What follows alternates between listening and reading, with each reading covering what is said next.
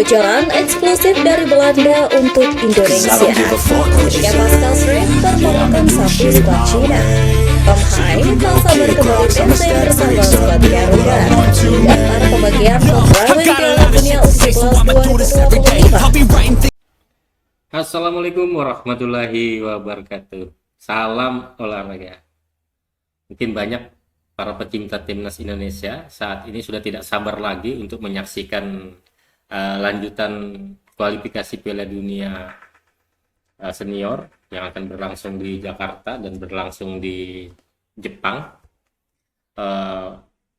Banyak pemain-pemain Indonesia yang saat ini bermain di klubnya ya, mencoba untuk meningkatkan kualitas ya agar bisa bersaing lagi, karena saat ini timnas Indonesia itu di setiap lini itu persaingan cukup ketat sekali ya. Mungkin ditambah lagi nanti ada beberapa orang pemain-pemain baru ya, pemain naturalisasi ya. Mudah-mudahan dalam waktu dekat akan segera dirilis oleh Ketua PSSI ya.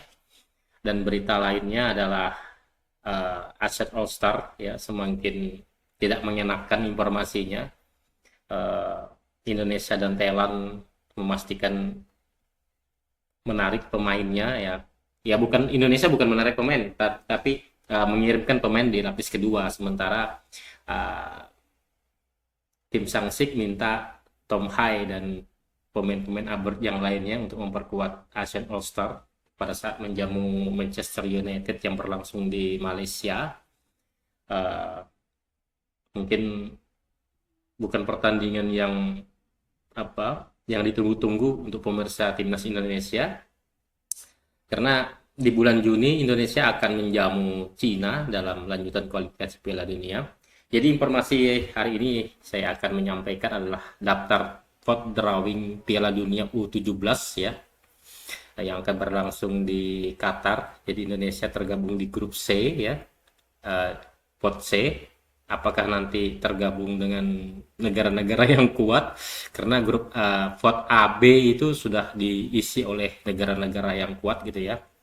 Nah, yang kedua, Tom Hai sudah tak sabar lagi untuk TC bersama rekan-rekannya yang akan berlangsung di Bali. Mungkin TC nanti cukup lama, mungkin sekitar 10 hari ya. Jadi biar untuk menumbuhkan chemistry sesama-sama teman, karena ada beberapa orang yang pemain naturalisasi yang baru perlu adaptasi dengan teman-teman yang lain. Dan selanjutnya bocoran eksklusif dari Belanda ya tentang direktur teknik yang saat ini masih direktur teknik timnas Indonesia masih kosong ya. Jadi digadang-gadang itu selalu Om Simon orang Indonesia berdarah Maluku yang saat ini berdomisili di Belanda. Dan yang terakhir adalah Pascal Struijk permalukan satu pemain Cina. Nah, maksudnya ini apabila jadi dinaturalisasi oleh PSSI, Pascal Struijk ini mampu mengalahkan field transfer seluruh pemain Cina ya, seluruh pemain timnas Cina. Dia mampu mengalahkan kurang lebih di 200 miliar rupiah gitu ya, nilai value-nya gitu ya. Jadi kita saksikan bersama aja ya. Drawing Piala Dunia U17 2025 dipastikan menarik usai Federasi Sepak Bola Dunia telah membagi 48 negara ke dalam 4 pot, yang mana masing-masing potnya berisikan 12 negara. Sebagai informasi, pembagian pot drawing berdasarkan pencapaian masing-masing negara di 5 edisi terakhir Piala Dunia U17 sejak 2013 lalu. Selain tuan rumah Qatar, pot 1 berisikan Brazil, Prancis, Mali, Jerman, Meksiko, Argentina, Jepang, Inggris, Paraguay, Amerika Serikat, dan Senegal. Lanjut ke pot 2, ada Korea Selatan, Italia, Maroko, Uzbekistan, Belgia, Chile, Selandia Baru, Kroasia, Kolombia, Honduras, dan Venezuela. Sementara timnas Indonesia U17 berada di pot 3 bersama Costa Rica, Tajikistan, Panama, Korea Utara, Pantai Gading, Tunisia, Kaledonia Utara, Kanada, Afrika Selatan, Austria, dan Haiti.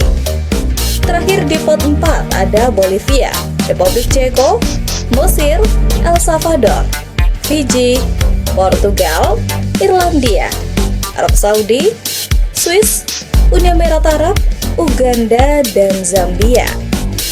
Timnas Indonesia U17 mengungguli negara top seperti Portugal dan Swiss karena sempat ambil bagian di Piala Dunia U17 2023. Saat itu, dari 3 pertandingan grup A Piala Dunia U17 2023, skuad Garuda Asia mendapatkan 2 angka.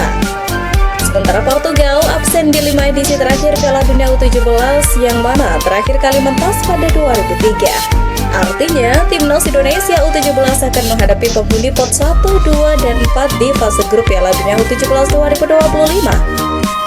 Skuad asuhan Nova Arianto berpotensi bertemu tim-tim besar seperti Brazil, Argentina, Jerman, Italia, hingga Portugal.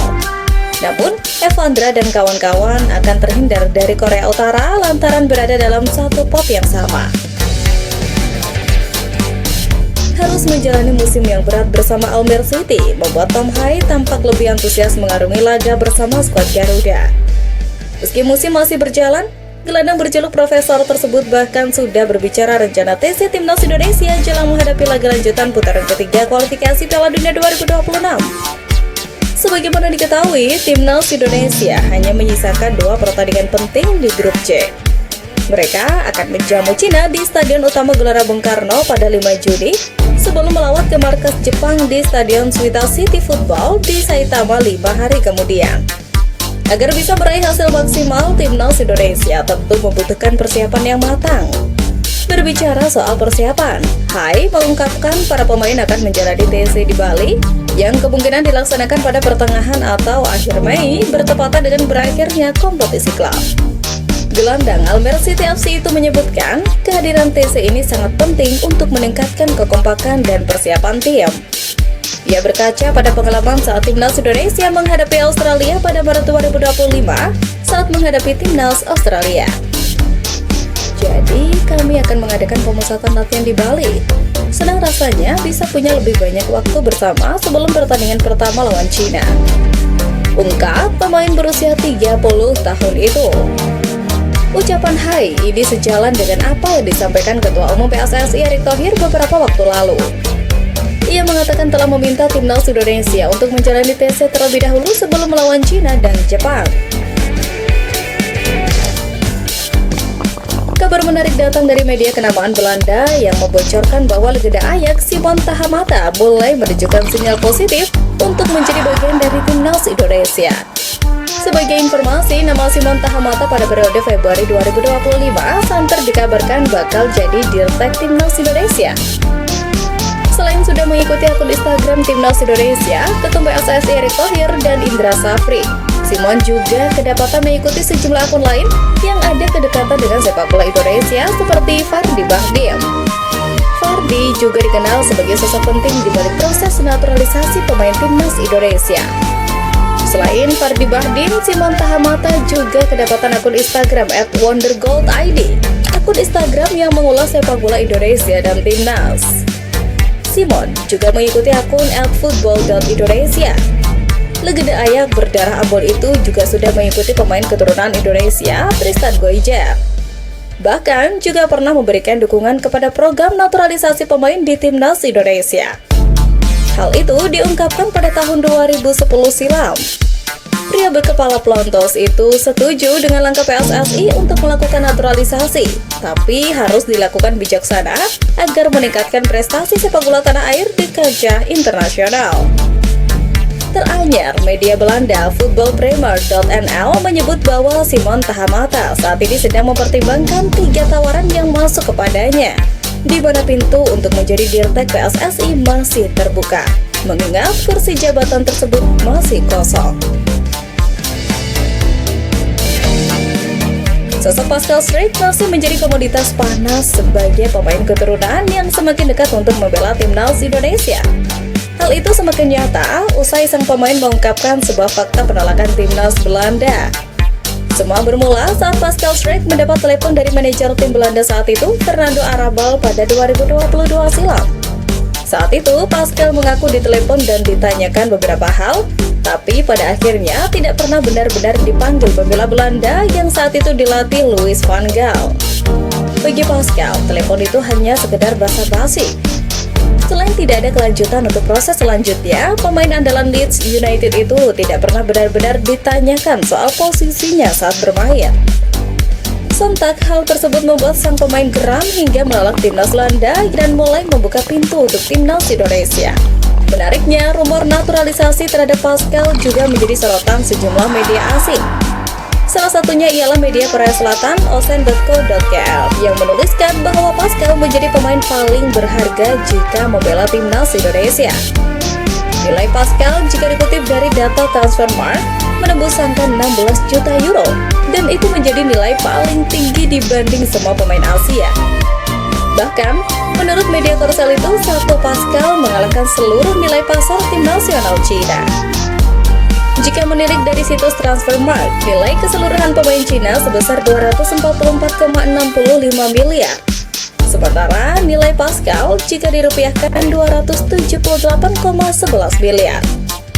Bahkan, market value tersebut berpotensi melambung tinggi usai Pascal sukses membawa Leeds United promosi ke Premier League.